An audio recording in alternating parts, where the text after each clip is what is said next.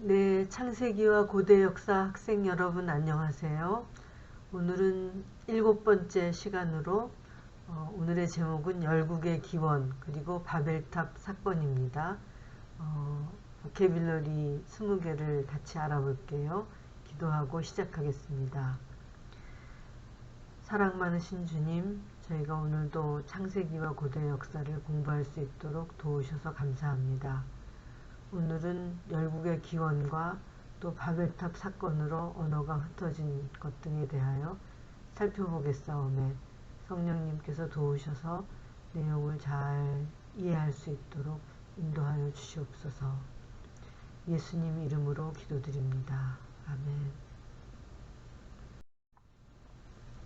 첫 번째 나오는 말은 인도 유럽인 이에요. 인도 유럽인은 인도 유럽 어족 계열의 언어를 사용하는 민족들의 총칭입니다. 인도 이란인, 켈트족, 발트족, 슬라브족, 슬라브족은 러시아 계통이죠. 게르만족, 게르만족은 독일이고요. 라틴족, 토하라인, 히타이트, 그리스인, 아르메니아인 등이 이 종족에 속합니다. 그러니까 인도 유럽 계통과 인도 이란인 계통과 유럽에 사는 족속들이 여기 속한다는 것을 알 수가 있습니다. 아리안족이에요. 고귀한, 훌륭한 이란 뜻으로 인도 이란인들이 자신들을 가리킬 때 쓰던 말이었습니다. 베다 시대의 인도 아리안인들은 타 집단과 구분하여 자신들을 아리아라고 불렀어요. 이란인들은 자기 민족과 국가를 아리아라 일컬어 왔습니다. 페르시아인 즉 이란인, 게르만 민족 등이 아리안족에 속해요. 여기 이 그림을 보면은 여기 눈에 보이는 모든 것들이 인도 유럽 어족에 속한 족속들이에요. 이란, 인도 아리안, 그 다음에 발틱, 슬라빅, 게르만, 켈틱, 여기 그리스, 뭐 할 것 없이 다 인도 유럽 어족에 속한 그 지역이 여기 나타났습니다. 교차 구조, 카이아스미라 하죠. 영어로는 카이아스무스라 하는데 카이아스무스는 원래 그리스어 자모 카이, 이게 X자하고 똑같죠. X자인데 그리스어로는 카이라고 읽어요. 그래서 이 카이자 형태의 문장 구조다 해서 카이아즘이라고 그러는 거예요. 카이에서 유래하였다. 오늘날에는 카이아스무스가 수사학 용어가 되어 우리말로는 교차대꾸 또는 병행배열이라고 합니다.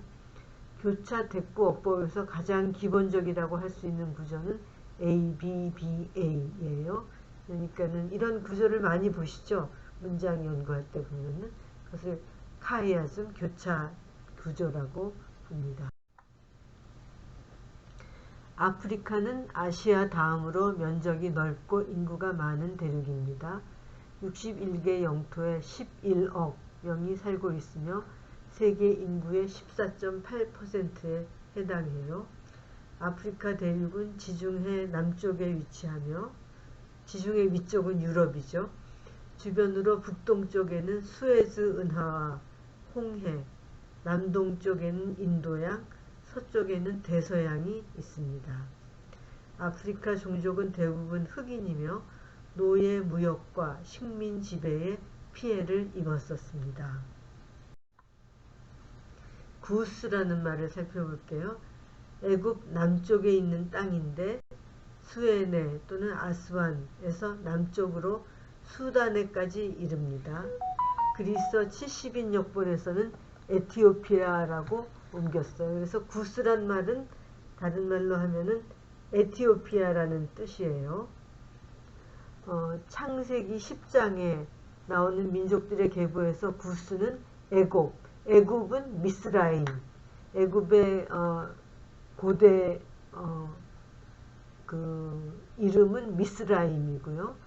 미스라임과 밀접히 연관되어 있고 다른 한편으로는 홍해를 넘어서서 아라비아와도 관련된다. 구스는 에티오피아, 미스라임은 애굽이라고 생각하시면 되겠어요. 미스라임이 여기 나오죠.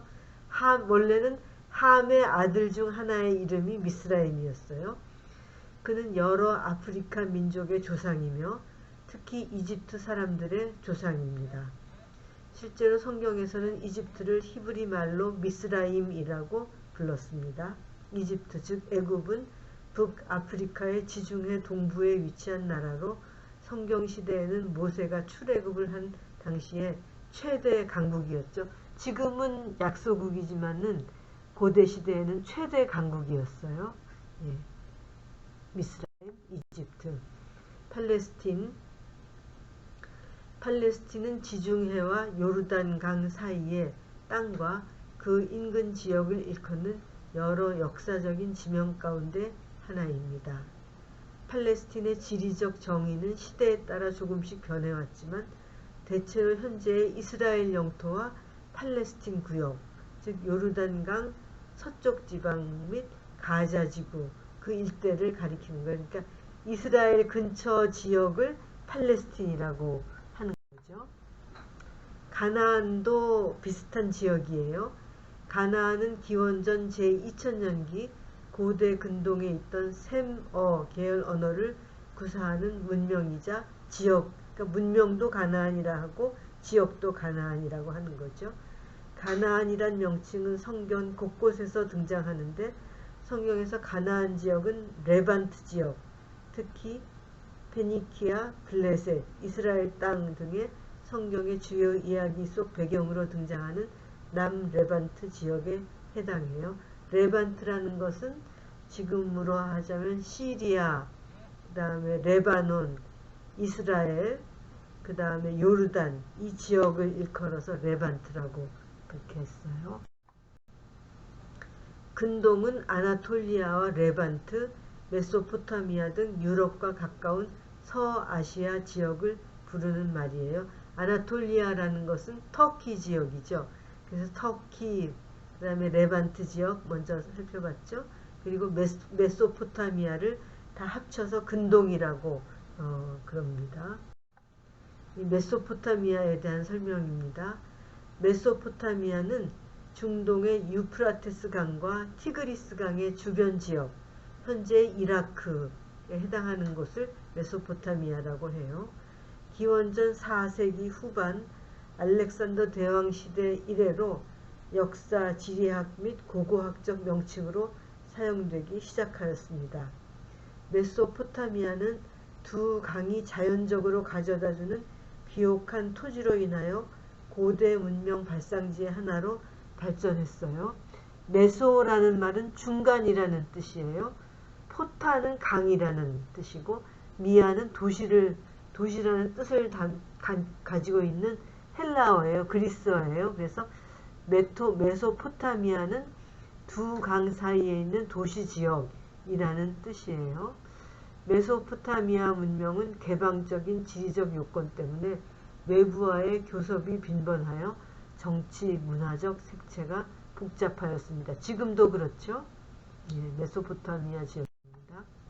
여기 티그리스 강이 있고 유프라테스 강이 흐르는데 유프라테스 강은 사실은 굉장히 길죠. 이 중간 지역이 굉장히 비옥한 땅이었다 그래요. 그래서 이 지역 두 강 사이 메소 중간에 있는 지역을 메소포타미아라고 부른 거예요. 여기 초록색으로 녹색으로 표시된 부분은 비옥한 초승달 지대고요. 굉장히 비옥했다고요. 지금도 그렇겠죠. 그 다음에 여기 이렇게 붉은 줄로 쳐져 있는 것이 고대 바벨론 왕국이었고요. 그리고 여기 핑크색으로 이렇게 보이는 지역이 수메르인의 초기 정착지였어요. 수메르인이 이제 발전해가지고 바벨론 왕국을 이루는 것이죠. 그래서 메소포타미아 지역을 나타내주는 지도입니다. 바벨탑은 구약 성경의 고대 바벨로니아 사람들이 건설했다고 기록되어 있는 탑이에요. 창세기 11장에 그 이야기가 전해집니다. 이 이야기는 인류가 하나님을 불신하고 하늘까지 닿는 높은 탑을 건설해서 홍수가 와도 살아남고자 하였어요. 그러니까 노아의 홍수가 6장부터 쭉 9장까지 계속됐죠. 그 후에 사람들은 다시 홍수로 멸망당하지 않겠다라고 하나님은 다시는 홍수로 멸망시키지 않겠다고 약속하셨지만은 그 약속을 불신하고 자신들이 살아남기 위해서 또 자신들의 이름을 내기 위해서 바벨탑을 건설했다고 그래요. 그래서 하늘까지 닿는 탑을 쌓자 그러고 이제 바벨탑 건설을 시작했어요. 그런데 하나님이 언어를 혼잡케 하심으로 바벨탑의 건설이 멈추었습니다. 그래서 이제 그전에는 언어가 한 가지였는데 바벨탑 사건 이후로 다양한 언어가 생겨나게 됐고, 그래서 다양한 언어의 기원이 된 것이 바로 바벨탑 사건이라고 성경에서는 알려지고 있습니다. 시날 평지요. 유프라테스와 티그리스 두 강 사이의 땅인 메소포타미아 지역 중에서 문명의 요람지가 된 것은 그 남부 지역이었어요. 메소포타미아 남부 지역을 성경은 시날 평지라고 불렀어요. 바로 그곳에 바벨탑이 건설되었었습니다.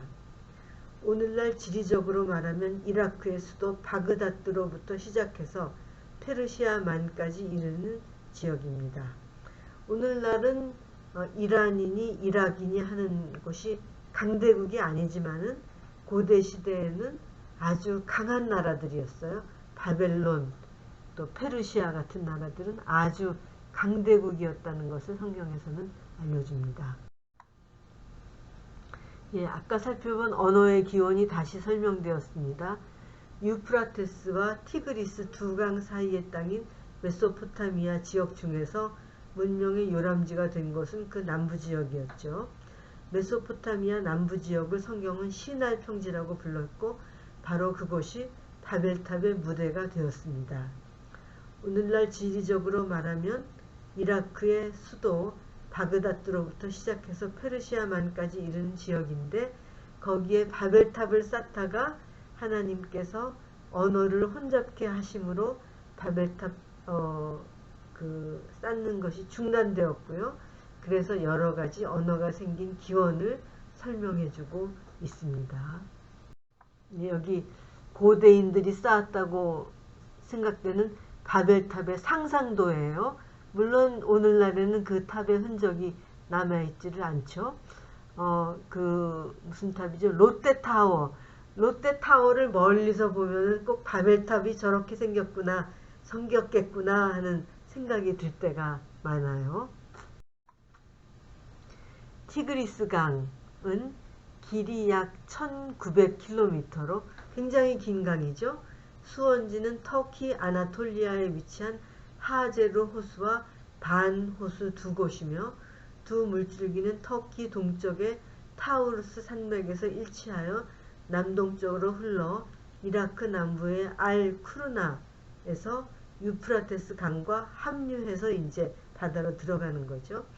고대에는 메소포타미아의 많은 도시들이 강 근처에 있었고 수메르인들은 이 강을 관계하여 문명을 이룩했습니다. 티그리스 강 유역은 매우 비옥하였습니다. 유프라테스 강이요. 유프라테스 강은 티그리스 강과 함께 메소포타미아 지역을 흐르는 주요 강입니다. 터키 동부 고원에서 발원해서 시리아와 이라크를 가로질러 흐릅니다. 이라크 남부에서 동쪽의 티그리스 강과 합류하여 샤트 알 아랍 강을 이룹니다.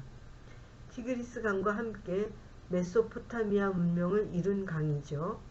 유프라테스 강 지역은 예로부터 오늘날에 이르기까지 비옥한 곡창지대를 형성하여 오고 있으며, 성경에서 유프라테스 강은 상징적으로 선과 악의 마지막 쟁투가 벌어지는 곳입니다. 지금도 유프라테스라고 불러요. 성경 시대에도 유프라테스 강이었는데 지금도 유프라테스 강이고요.